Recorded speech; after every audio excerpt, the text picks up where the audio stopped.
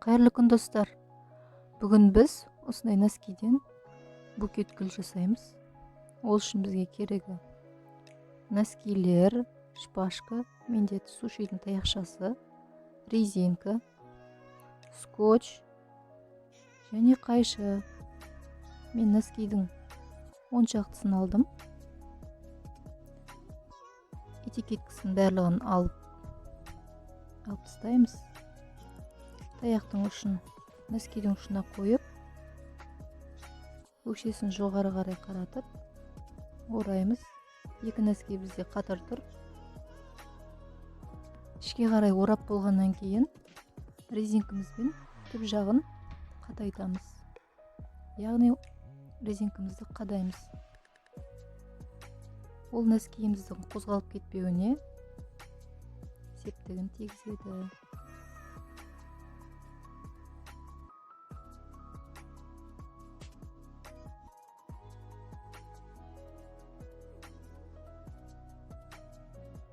Бұндай канцелярский резинка таппасаңыз, кәдімгі шарды қиып қадауға да болады. Дайын болған гүлдеріміздің ашып гүлге ұқсатамыз. Мінекей бізде гүлдеріміз дайын. Енді осыларды скотчпен бір-біріне жабыстырамыз. Алғашқы екеуін алып қосамыз скотчпен.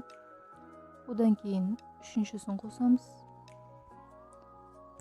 Төртіншісін солай қосып, біртіндеп қосып, скотчтармен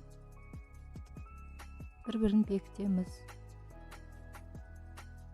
Бұл нық тұруға септігін тигізеді.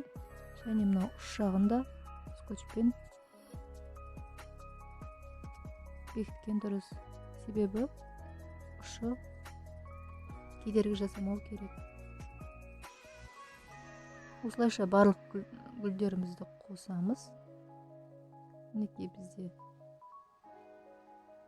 қара роза гүлдері шықты, дайын болды.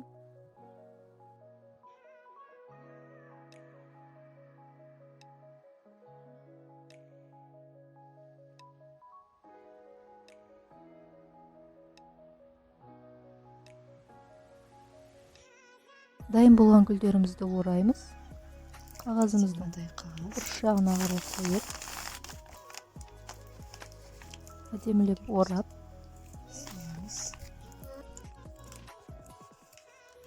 соңғы жағында қалған артылып тұрған жерлерін скотчпен қадаймыз, яғни бекітеміз. Дайын лентамызбен орап, сәндеп, қалауымызша әрлейміз. Ер азаматтарымызға туған күндеріне, мейрамға таптырмас идея, таптырмас подарка. Қолдан жасап берсеңіздер тіптен керемет. Видео ұнаса лайк басып, подписаться етіп қойыңыздар. Менің каналымда қызықты видеоларды көріп жүріңіздер. Сау болыңыздар, бай бақытты болыңыздар.